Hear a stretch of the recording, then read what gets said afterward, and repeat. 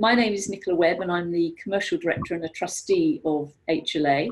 I'm not sure what screen you'll be seeing, but you may see a screen when I log off my video that calls me George Fenton, and that's because I'm using George's login.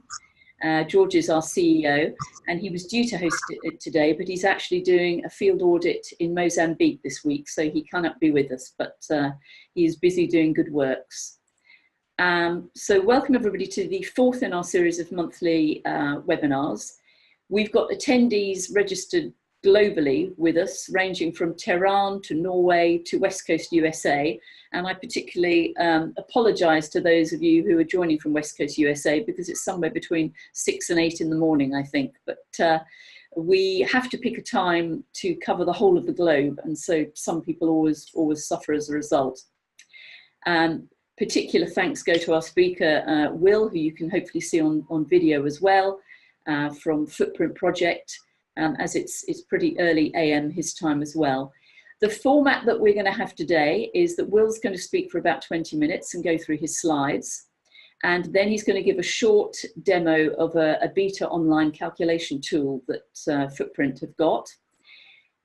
You can ask questions at any time. And if you browse to the bottom of your screen, you might need to hover over it. You should see a little Q&A button. In fact, I will launch that because somebody has just asked me a question. So in answer to the first question, Theo, yes, you will get the PowerPoints after this webinar, and you'll be sent a link to a live recording. We're recording live as I speak, and so you'll get that as well. So ask questions as you go along. All attendees will be muted, and I will mute myself in a minute when I hand over to Will. We will answer the questions at the end. As I say, the recording will be sent to you afterwards. And also we're going to post the recording on our website, which is on our resources page. And we have just finished updating our YouTube playlist, and that's available from the YouTube icon on the header of our website. So that's enough from me. Over to you, Will, and we will start the presentation, and I will mute me. Hello. I just want to make sure I'm heard, right? Is audio good? Okay, awesome. I'm getting a thumbs up. So my name is Will. I lead the Footprint Project. We're a small social impact organization out of Minneapolis that focuses on deploying clean technologies to the field after disasters. So what we wanted to do today is kind of review some of the tools and best practices that are available to field responders so that we can kind of move the industry forward in how we deploy clean technologies after a humanitarian crisis. So I think, are we going to do the poll, Nicola, or are we going to jump from that? Yes, sorry, I forgot to say that, didn't I? The poll, there should be a poll that's been launched. Yes, it has, and we've got questions coming in. So we've got 10 of 18 people that have voted. Awesome. Can you see the poll there now, Will, or shall I read it out? Why don't you, if you could just generally give me an idea of I'll give you a gist. Field and what kind of audience we have. That'll just help me focus our time. Yeah. So question 1, are you currently deployed in an assignment? The majority, all of the people said no, not currently involved. Have you worked on clean energy projects in a humanitarian program? We've got 45% yes, 55% no. Do you manage field supply for field sites? 9% yes, 91% no. Okay. Question 4, do you feel comfortable performing an energy assessment for a field site? 45% yes, 55% no. And the final question is the computer you're using now currently powered by a diesel generator, 100% no. Okay, awesome. So we'll be able to talk a little bit more about we'll get less into the weeds on actual energy site assessments and focus more on kind of the challenges and opportunities around directing humanitarian programming towards clean or sustainable recovery, which is really exciting. So I'll just start here. Let me see if this works. Okay, awesome. So our plan is we'll talk a little bit about the Intro to Footprint project and what we do. We'll go over some clean energy options and opportunities. we'll test our beta transition tool, which I'm really excited about, and then we'll review a deployment case. And if there's a conversation, questions, we can kind of answer those as they come, or kind of save them for the end. Either way. So the reason we really started the Footprint Project is because through experience, we know that we deliver humanitarian aid at an industrial scale, and how we help, particularly in the energy space, really kind of decides the impact that disaster affected populations, whether they'll recover sustainably and with more resilient technologies, or whether we're kind of going to leave people behind over the next century as we deal with progressively more extreme and intense climate crises. So we got our kind of start right after Hurricane Maria in Puerto Rico. So you can see above on this satellite image, this is Puerto Rico on the top before the storm, and then immediately a couple days after on the bottom. And it was pretty devastating to the power grid there. And what was interesting about the Puerto Rico response, at least for the US kind of North America region, is that this was one of the first humanitarian crises where the actual population themselves that were affected by the disaster truly requested and demanded renewable response in place of diesel generators. There was a lot of calls for, hey, do not send us diesel generators. The supply chains are maxed out. There is no diesel. It's more difficult to do than sending small to medium-sized nanogrids or solar panels with batteries or other renewable technologies that could provide resilient power in the field for extended periods of time. So we kind of see this as a sea change moment for at least the North America space in humanitarian crisis, because the disaster affected populations were really demanding a new perspective on how aid is delivered in the aftermath of a crisis.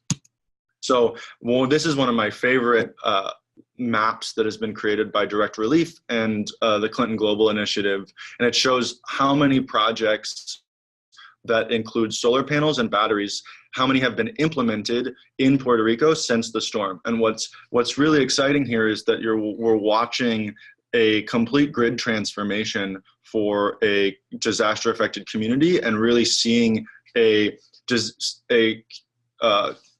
community take a humanitarian crisis and turn it into an opportunity for sustainable development. So we really believe that if we can deploy clean technologies, traditionally right now solar storage, but in the future other, any technology that is more sustainable than our current portfolios, we can really support communities as they truly build back better and leapfrog traditional, less resilient infrastructure. So the problem, though, that we've noticed is that disaster teams really struggle to design, fund, and implement sustainable aid programs. Hurricane Maria, it took a while to get the new solar battery systems in, and even though it was a kind of sea change moment, there's still a long way to go across the industry on developing the tools, the technologies, the physical systems, and the training for logisticians and program managers to really choose to use sustainable energy systems in the place of traditional standalone diesel systems. So what we do is we support partners as they work towards transitioning their relief efforts off fossil fuels. So we provide, resilient power systems that reduce life-threatening power outages in the field. We help develop the cost-saving metrics and the impact data that can truly show, the social benefit of deploying a clean energy system in the field instead of a traditional standalone fossil fuel generator. And then we help partners report on those systems to comply with targets and regulations. That all kind of adds up to a guiding process towards sustainable disaster recovery for the partners that are truly doing the work in the field. So we've worked on a couple projects in the last year here. 2 in Puerto Rico. We just sent a mobile command center to South Dakota, which is, I'm not sure many people know where that is here, but it's right in the state west of Minnesota, where there's been some significant flooding as the snowmelt has rapidly, the temperature is raised rapidly, and then that causes lots of flooding. So we've done systems ranging from 5 kilowatts of PV and about 12 kilowatt hours of batteries up to 16 kilowatt hours of PV and about 80 kilowatts of battery storage. We can kind of get into that later, but it looks like small nanogrids that can provide power for critical energy needs like lighting, communications, or refrigeration.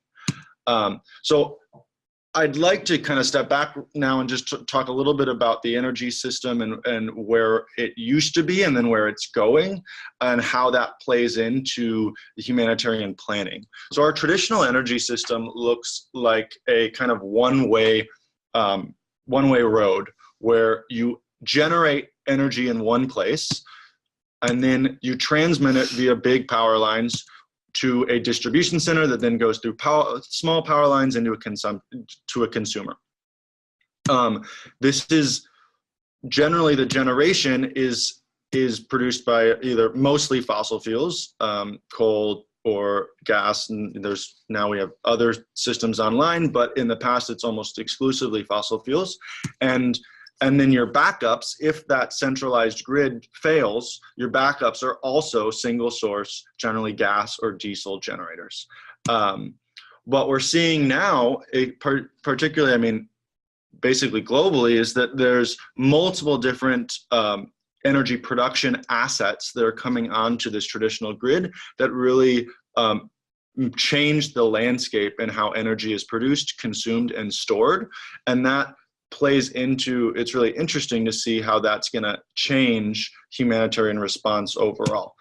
So we're seeing more decentralized generation. So the power is produced closer to where it's consumed.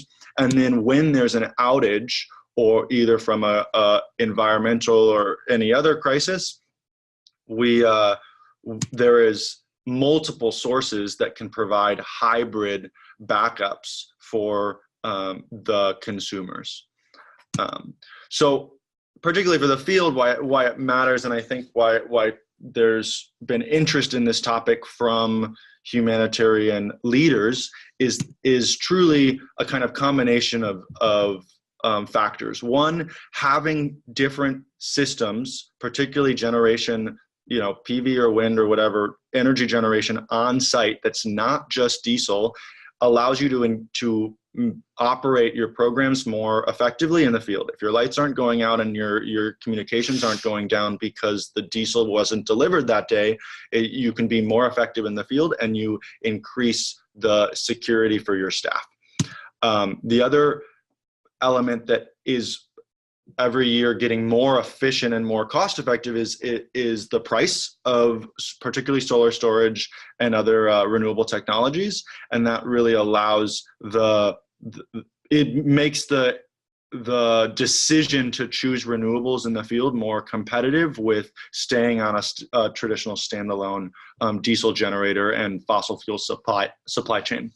That isn't the case in every setting, and I think it's important to recognize that it's still not an easy financial decision for particularly smaller or medium-sized NGOs that are really barely squeezing by on their budget and their line items to choose an expensive lithium-ion battery bank instead of a more traditional system, just particularly in short-term or medium length humanitarian programs. But it is coming down, and particularly in the next 5 years, we're going to see a lot of the price of batteries is falling rapidly, which is really exciting.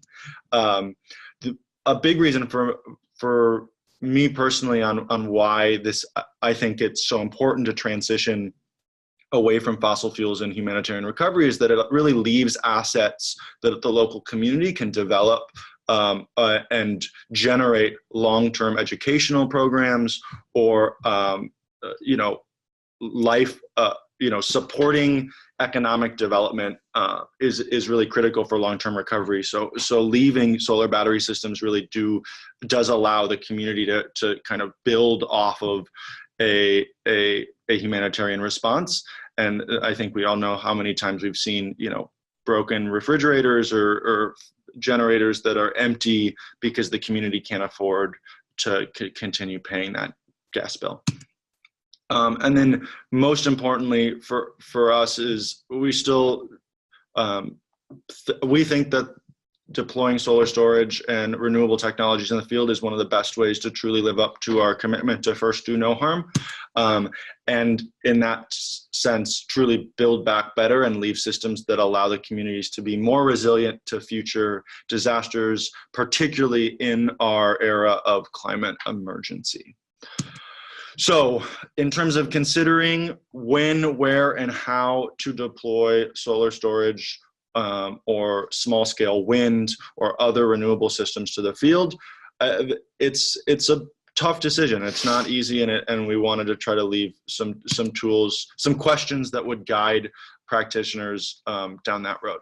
So the biggest question first, if you're looking at power or bringing resilient power to the field, is knowing your loads. So knowing what plugins, what appliances, what refrigerator, whatever you are critical to your mission.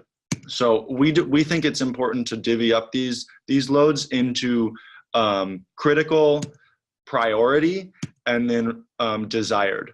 So and this might not be the case. I mean, these examples below might change based on your mission portfolio and your org, but in general, we found that after in planning for a humanitarian crisis, the critical loads are truly lighting, communications, and cold chain. Wash can be kind of sit on that line based on what your program is, but if you're deploying as a first in on an emergency, those critical loads are going to be the ones that you really have to plan for. And what we tend to see is that organizations oversize their diesel generators to cover all of these loads. And then when they're looking at a comparatively sized solar battery system, that battery bank becomes so big that the finances just never pencil out. And if you divvy up your loads ahead of time and plan for, hey, these are the ones that we definitely need and we definitely want 24/7 or for the time that we are in the field, and these are the ones we can get away with not having if the batteries drain or there's no sunlight for a couple of days, that really changes the equation for how field practitioners can use renewable energy. So the second question is, for how long do you need these loads running each day? So is your refrigerator going to be running only during the day, or is it going to be running 24/7, or is your office or field site a 24/7 clinic? Is it a emergency medical center, or is it a daytime clinic where you're only seeing patients from 9 to 5, and then you're doing clinical reporting from 5 to 9, and then you go home to a different site? That changes significantly the size of the storage system, or the engineering behind your system. The location is also critical. Are you shipping diesel in on a 4-hour transport time, or is this in the middle of an urban area where there's not a lot of space for solar or wind? Is the system set up on the ground? Is it semi-permanent on a container? Is it in a field? All of these things are going to drastically change the viability of a renewable energy system versus a traditional compact diesel generator, which can produce a significant amount of power with very little space, but it also burns a considerable amount of fossil fuel. Your budget is, unfortunately, we don't have the luxury of buying the whatever we want. So what we've noticed for at least small or medium-sized nonprofits is that the budget is the primary consideration around whether they can afford a solar battery system versus a standalone fossil fuel generator, particularly for short-term missions. And that's where it comes into our next question, the project timeline. How long are you going to be in the field? For short-term missions, if you only have a budget for fuel for 3 months, I would be extremely surprised if you're going to be able to see a return on investment for a solar battery system for your project needs. That being said, if you're responding but expect to find a grant that will keep you in the field for 2 to 3 years, that becomes a completely different question. And if you have grant funding for 5 years, that you really start to see the return on investment make sense under a traditional financial model, and not, if you want to do solar storage because it's part of your mission and you have the funding to do it, the timeline is irrelevant. But for most nonprofits, that's not the case. And then the bottom line here, I think, is really important. When deciding or looking at a renewable energy system in the field, people tend to forget to first look at how you can upgrade towards efficient appliances, and that can considerably change the size of a system that you would need to power your critical loads.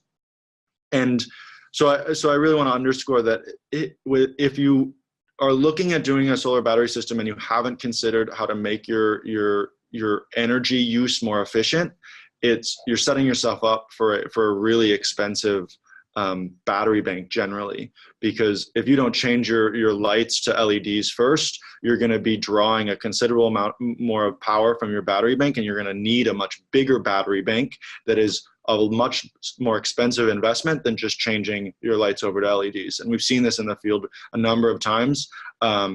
It's not as, particularly for program planners or sustainability managers that know this stuff, that's easy. But for some, if you're the logistician in the field that has never worked with us, it's part of the training that needs to happen on sustainability to get the kind of return on investment to make sense. So I always really recommend that organizations focus on efficiency at the same time as they're making their tenders or procurement documents for a battery or a solar system.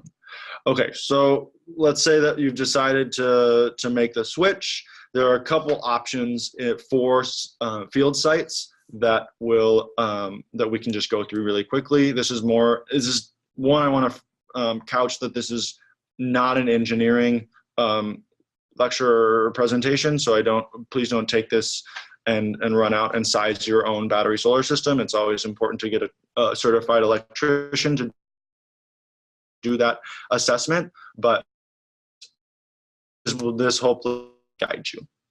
So the first option is just a traditional standalone off-grid renewable energy system. So your solar wind sends power through your charge controller or charger, and that power charges your battery bank. And that can be lithium's the new fancy chemistry, but traditionally it's been a lot of lead acid. Now every year there's new batteries that make it really exciting. The battery storage is generally the most expensive piece of this puzzle, and so that's the biggest investment usually that's made on the system. And then from the batteries, those electrons are sent through an inverter, which converts power to outlets on site, and that site has a series of critical, useful, or desired loads. So that's kind of your traditional off-grid solar system or renewable energy system. This does not include a backup or a diesel or grid backup. So that's our kind of second option, is doing all of this, but adding a backup generator. And so that'll look like the same type of system, and instead of having the renewable energy go through a charger alone, it goes to a fancier, usually more expensive inverter charger that regulates power to and from variable sources. So it's kind of more of like a microgrid computer system, and that then can charge your battery bank, which also feeds power to your site, just like the last, the number one option. But it also can tie in with a backup diesel generator that will power your battery bank if your batteries reach a certain percentage of, hey, we're dropping at 30 or 20 or 10%, we need, and there's no wind and no sun, your generator can power your battery bank or directly charge your site. So that's, I think, probably the more likely for most of responses, particularly for larger scale infrastructure where you can't bet on the wind or the sun being shady or not having enough wind, and you also can't invest in a big enough battery bank to cover those outage times. So you could always buy enough batteries to get you through those time periods where there's it's shady or rainy, but it's going to be really expensive, and generally at some point it just makes more sense to include a backup generator as your kind of safety valve. So this is the third option. It includes everything that we just talked about plus tying into a traditional grid. In certain field settings this is not viable. In other settings, particularly I'm really excited about it because it allows the humanitarian practitioners that are funding deployed solar storage or renewables to participate in the development of decentralized grids that are happening all around the world. And I think it's going to kind of revolutionize the way that we do humanitarian aid and that people receive energy and use energy in general. So you have the same system. Renewable energy goes to an inverter charger that goes to the battery storage. That battery powers a site. It has a backup generator that supports either, like we said in the last one, charges your batteries or powers your site. And then you have your the traditional power grid that can either charge your batteries, charge your site, and this is where I think it's revolutionary. When your site is not using enough of your power, and your batteries are topped off, or when you have more power than you need, your site can send power back to the grid. And this is all based on local regulations, and it's totally variable based on the context. But the point that I think is so revolutionary here is that if we can deploy renewable systems that have the capacity to send power back to the grid, we can leave communities with the tools to become their own utility. And that changes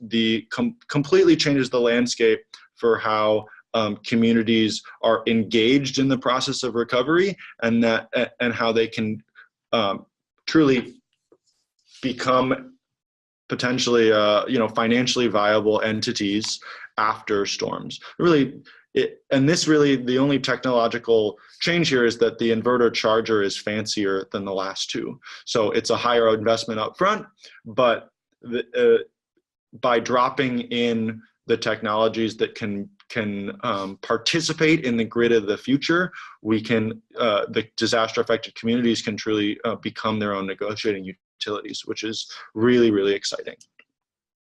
So those are kind of the three general cleaner options. I say cleaner because all of this stuff has an impact. Whether you're shipping solar panels or shipping a generator or shipping batteries, you're still going to have some sort of negative environmental or energy impact. And it's not, we're not climate neutral yet, but there are ways to mitigate or improve our energy portfolios in the fields.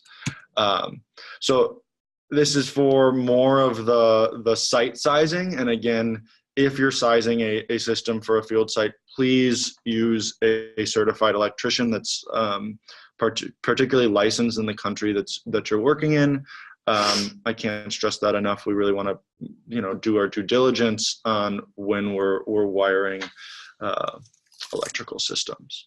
But in general, we kind of suggest if if you're going to estimate, you take your critical loads, and so the critical power needs that you can't live without or your mission can't work without.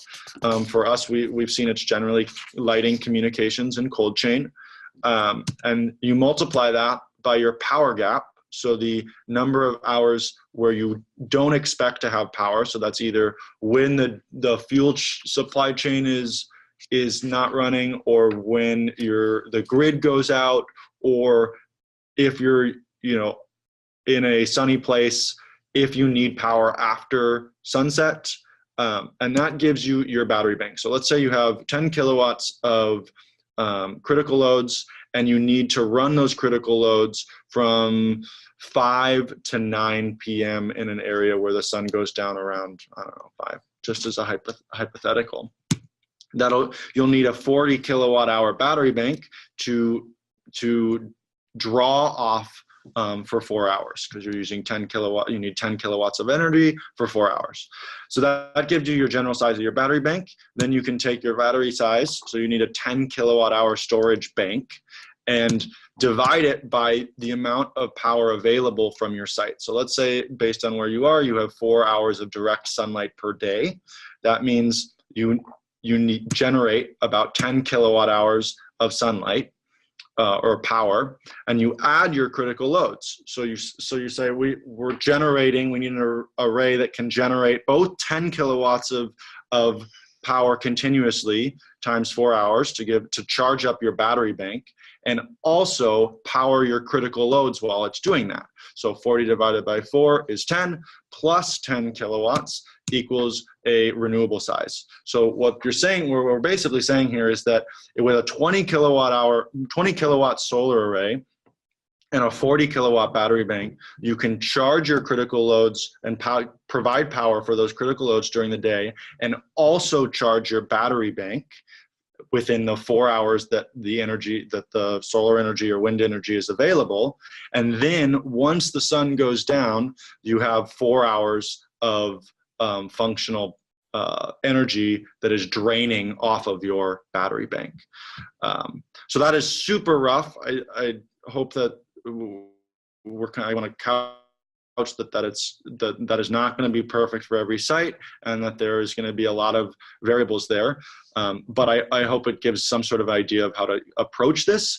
In terms of your inverter size and or your generator size, you'd want to look at your critical loads, and that would kind of give you a sense of how much power output you need, which is the size of your inverter, or the size of your backup diesel generator. So if you were going to include a backup here, you'd want your diesel generator to be bigger than your critical loads, so that it can both power your critical loads and charge your battery bank over a set period of time. Super rough, but hopefully that helps. Other larger considerations on how to deploy renewable technologies in the field. The biggest thing, first off, is to just perform a really comprehensive energy assessment and identify those opportunities for increased efficiency, because it will change the size of a battery bank you need, and that will change the investment. The other big question is, what are your mission objectives? Is it to fully deploy without fossil fuels? If that's part of your mission statement, then you're going to invest more in a solar or renewable energy system upfront, despite it being potentially more expensive. But if your budget constraints are considerable and you have a short-term mission, it might not make sense to deploy solar storage in the field. If you're only going to be out there for 3 months and you have a monthly fuel budget of $800, it's just not I can guarantee you it's not going to work. And then your capabilities. Can your staff, find this, procure this, and manage it in the field? And what's available there? I think particularly from the audience that we have today, the real gap we've noticed is that there are very few tools, particularly for field staff when they're writing or planning missions, looking at options and requesting equipment from headquarters. That a lot of times we default to a traditional system because we don't know what to ask for, and we don't, and or we don't know how to figure out the finance.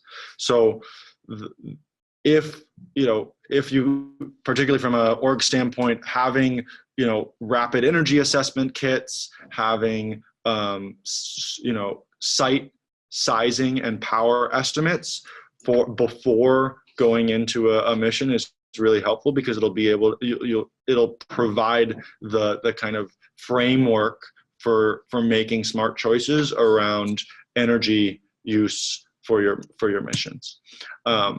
Maintenance and metrics are really important. These systems can break just like anything else, and if there's no one to fix them, it's as much of a paperweight as a diesel generator without fuel. So having some maintenance in there is important for the budgets, and then also having metrics that can show, that you can take to your donors to say, hey, this is why this is so meaningful, and even if it's more expensive up front, it does change the game for the affected communities. I think is really helpful, and it really will streamline that rollout of sustainable technologies long term. And then finally, planning ahead, knowing your load sizes, your estimated equipment needs lists, sourcing partners, battery partners, all of that is really, really critical if you're going to deploy sustainable technologies during a crisis or after a crisis. And then having staff trained on how to set those systems up. It's pretty easy to press to fill up the fuel tank on a generator, but it's less easy to troubleshoot a PV, solar, or storage system. So having training ahead of time is crucial. I think this is important just to reiterate that what we send as the humanitarian community and what we leave after disaster really matters for the communities that are most vulnerable to climate emergencies, or other crises, but particularly as we kind of enter this new phase of global environmental risk, that doing what we've done for the last 20 or 50 years as the humanitarian community is just not is not appropriate. So I understand that there are budget constraints and there are capability constraints, et cetera, but being really intentional about what we send where and why is going to change how we as a community respond. I'll just run through a quick deployment case that we worked on. We worked on for the past 2 years. This is a funner event that we do every year. It's a remote health clinic outside of about 2 hours away from a traditional health facility in Nevada. And for the past 2 years, we've set up a solar storage system for the primary health center that serves provides care for anywhere from 2,000 to 3,000 people a week, and is the primary response center for a population of about 70,000. So it's a community that gets set up and disassembled every year. So it gives us an opportunity to kind of practice our deploying these technologies and then iterate on that process. So we used a 10 kilowatt hour or battery bank, so 3 batteries of each 3.5 kilowatt hours, and then just a small panel array to power the lights of this clinic. That was the first year. So we set up the panels on 3 shipping containers. We put the inverter right next to the containers and the battery bank, and then ran the wiring to the lights. It was backed up by the clinic's diesel generator system. And then the next year, we set up a thin film solar tent that produced 2 kilowatts of power with another 3 or 5 kilowatts of standard panels. So this is the drone shot of the site, which I think is really helpful in terms of planning your deployments. So we have an emergency triage area, and patients come into an advanced urgent care where they're seen by physicians, and if they need to be evac, they go through a mobile emergency room and then helicoptered out. These sites were not viable for PV or rooftop PV, so we had to set it up on the shipping containers there. We used ratchet straps to ratchet down the PV, and then set up our little solar tent. The inverter and the battery bank were right next to the shipping containers, and then those fed the emergency triage. So last fall it powered all the lighting, refrigeration, and communications needs for this emergency triage area. This advanced urgent care and the mobile emergency room draw considerably more power, particularly because they have HVAC included. So we're hoping to tackle that in the future, but it's a much bigger draw. It'll need a much bigger array.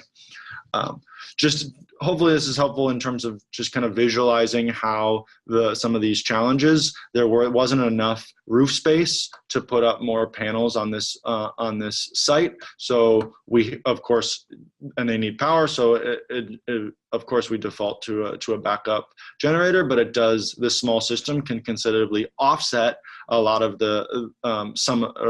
much of the fuel used for this emergency triage station, because other than idling a big generator that's not really drawing much power, you can use a small solar system and really run most of the loads. And then if the loads get above the capacity of the inverter or drain the battery bank completely, the generator can kick on and handle that for those short durations. So we see most of the deployments we see are hybrid systems using a combination of PV and batteries, and then a backup generator. So I'm going to just switch over to our web tool that we've been working on for the last couple months here. So pardon me if the screen just switched. So we've built this web tool to try to help responders kind of estimate and plan for renewable energy for their grant writing and budget processes. It's definitely in beta, so yeah, use it under that assumption. And so if you go to our website, you can click on up here on the Try Our Nanogrid Transition tool. You could also go to Tools here, and that'll take you to a little Tools page. We'll see if the internet is working well, and it's also right here. And we also have some open access files for assessment forms, and then some designs, some CAD designs that we've been working on for containerized and towable systems that are completely open source. Please grab them and use them if they're helpful. But I'll go up to the calculator for now. So this was developed with some students out of Coding College in Minneapolis. The goal is to try to estimate the size and then the return on investment of a solar storage system for different field sites. So what you can do is put in your, let's say, clinic site name. We've included the funding start and end date because it's really important for deciding whether it makes financial sense on whether to deploy a solar storage system. So let's say we're in Mozambique right now. We're planning, we're writing a grant that will hopefully give us funding for the next 3 years. So we enter our dates. Let's go 4/2/2022. Select our site. We'll scroll down. Oh gosh, let's see if we can get this. Okay. Let's say we're in Beira here. And then let's say we have a site for $2,000 a month of traditional energy, and we have not procured a generator. We'll add our monthly energy budget, and then we'll choose our site type. And that'll take us to some different site type categories. And let's say we're doing a health mission. That'll show us a couple different health clinic or site options. So what we've done is estimate, and again, to emphasize the fact that we are estimating based on use the power needs for a given site. So this may or may not be appropriate for your site. The key details here are what are your estimated power needs, and then you can look right here on what are the site's capabilities. So some of these you'll see that it says it's a daytime clinic, so this is not being run at night, while this is more of a 24/7 health center with more draw. These solar panel array and storage sizes are also estimates, and then you can see that some of these sites have backup generators and some of them do not. So let's say we're doing a small health clinic, and you can see that over the course of the 3 years here, that your estimated savings will pan out. Now, if you go up to here, let's see, and you're doing a bigger array and you need a bigger battery bank, you may not, you'll need a $2,285 a month to make this pencil from a traditional just kind of rental or standard monthly cost comparison. That does not include all of the other really cool ways of financing solar storage, and there are a lot of great resources on power purchase agreements and lease to own ideas, or concepts that can make this stuff more financially viable. This is truly just comparing your monthly diesel costs that you're planning on for your mission to a total price of a solar storage system, and then running that out through the timeline of your program. So it's really meant for people that are either writing grants or trying to plan the financial viability of a system as you're deploying. If you want to save sites, you can do it up in the corner here, and we're working on building out a more robust comparison tool, which will be set up hopefully in the next couple months here. So it's really just to give you an idea on kind of what options there are for power, and then whether those options make sense for a solar storage system given your program, your funding timeline. I'm going to just scoot back to the presentation. These are the resources that I think are kind of crucial, or if you're interested in this more, there's a great solar toolkit by Cube and Chatham House that talks more about PPAs and financing mechanisms for larger projects. And so I definitely check that out. It's on their website there. And with that, I think we'll wrap up. I'd love to hear your feedback, and the goal for this beta tool at least is to kind of validate our assumptions on what energy needs are and based on those site types. So if you do have feedback, please let us know. We're definitely open to trying to make it as useful as possible for humanitarian field practitioners. Great. Thanks again. Thanks, Will.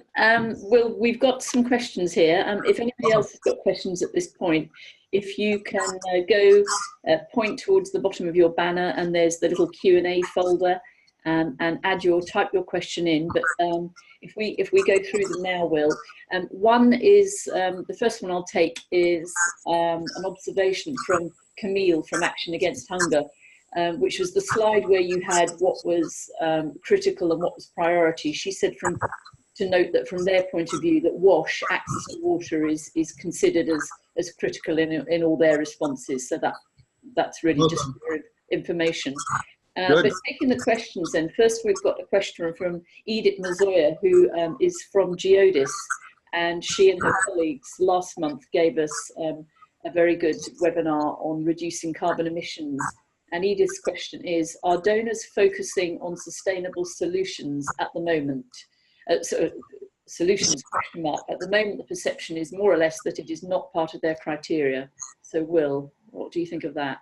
Yeah, that's a really important question. So I'd say on the development side, so traditional international development donors that are looking at non-humanitarian crisis response budgets, they are absolutely including sustainability as a key consideration in who gets money.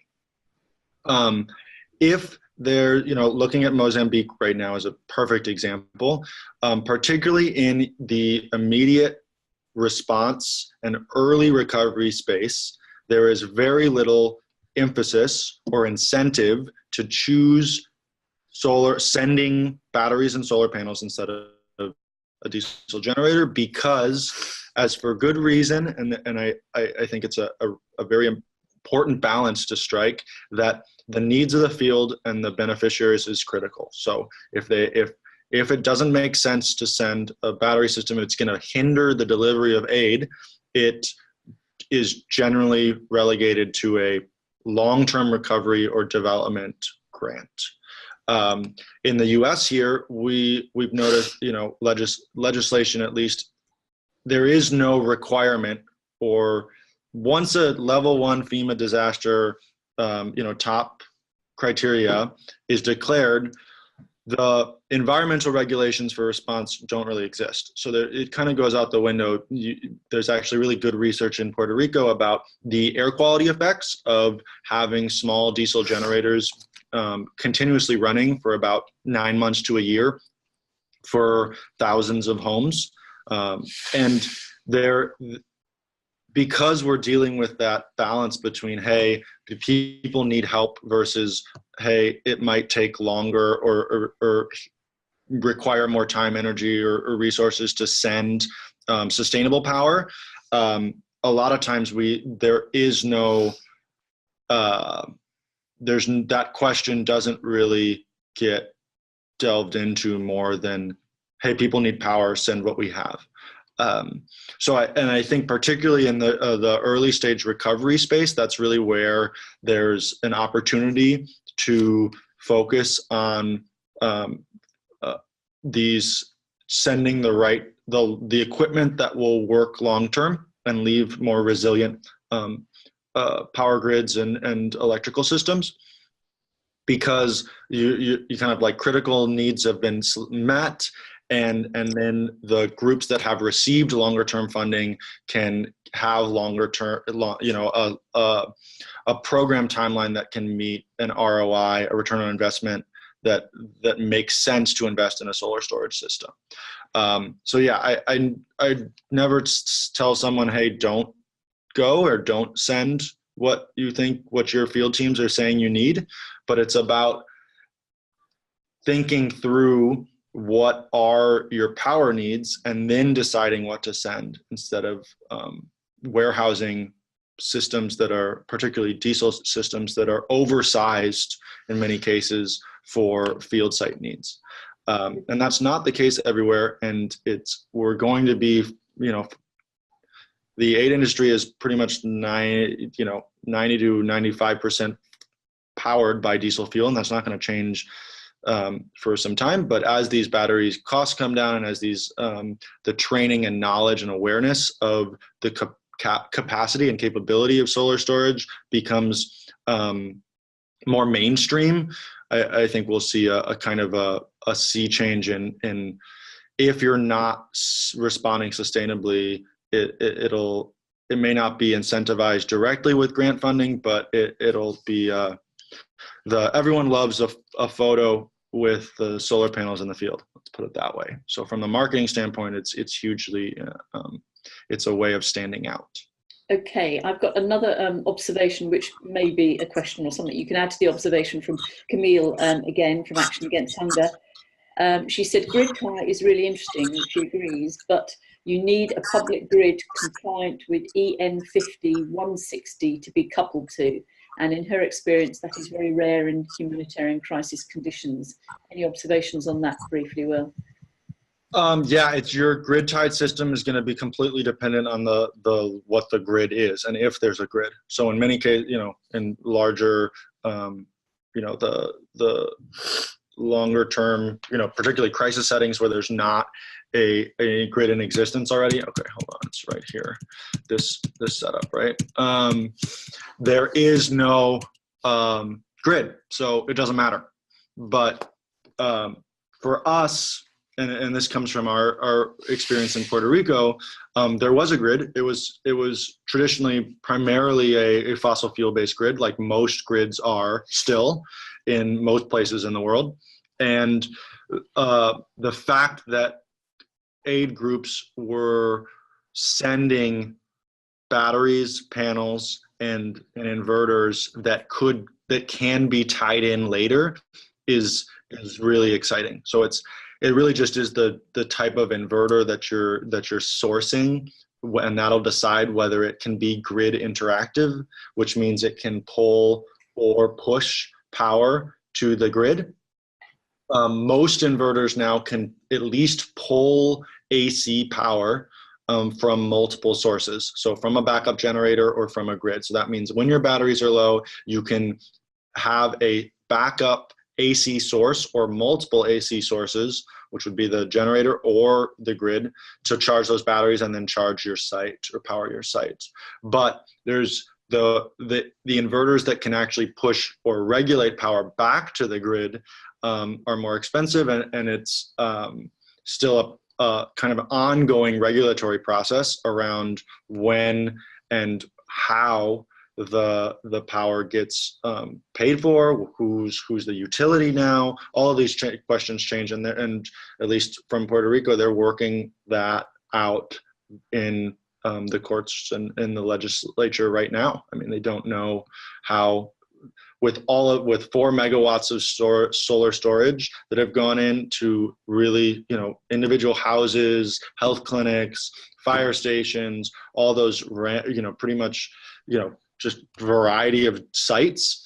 They are building a like distributed storage asset so that when the grid goes down, they can all island, they can all self-power, and then when the grid's up, they're still sorting out who and how that energy gets paid for and sent back to supplement the grid at a time when the electricity gets really expensive because there's greater demand. So it's an open-ended question. If there are, this will be, we're learning as we go. Okay, I'm aware of time, Will. I think we've only got about 4 minutes before we automatically get cut off by the system. This may be, you may have covered this in your last answer, but Jimmy has said that, what are your thoughts on the pros and cons of connecting and sharing power with the grid versus standalone systems, and therefore potentially being the only one with power when the next disaster strikes? Do you think you covered that, or could you cover that briefly? Totally. Quick answer. These really fancy inverters that can send power to and from self-island. So it means when the grid goes down, so when this doesn't work, it means this whole other system works anyways. Generally, at least for us, the biggest consideration has been cost. So standalone off-grid inverters, you are cheaper, but you can, as long as your system is appropriately sized, it's not an issue. If you're going to be using more power, you'll run out of juice sometimes, and that's unfortunate. But the inverters that do interact with the grid, unless you're using a grid tied inverter that doesn't have the island feature, of which there are some. And there have been cases where people get, a grid-tied inverter, and then they have solar panels on their roof, and then the grid goes down and they can't charge anything in their house. If you have batteries and a inverter charger that is grid interactive, it generally is able to island. So that shouldn't be a concern. But again, based on local equipment, and please consult a certified licensed electrician.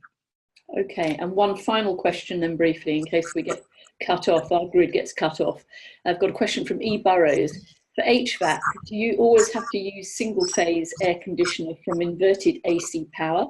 Or is there a way to create 3-phase AC from batteries and inverters? I don't suppose a DC powered air conditioner is a thing, question mark.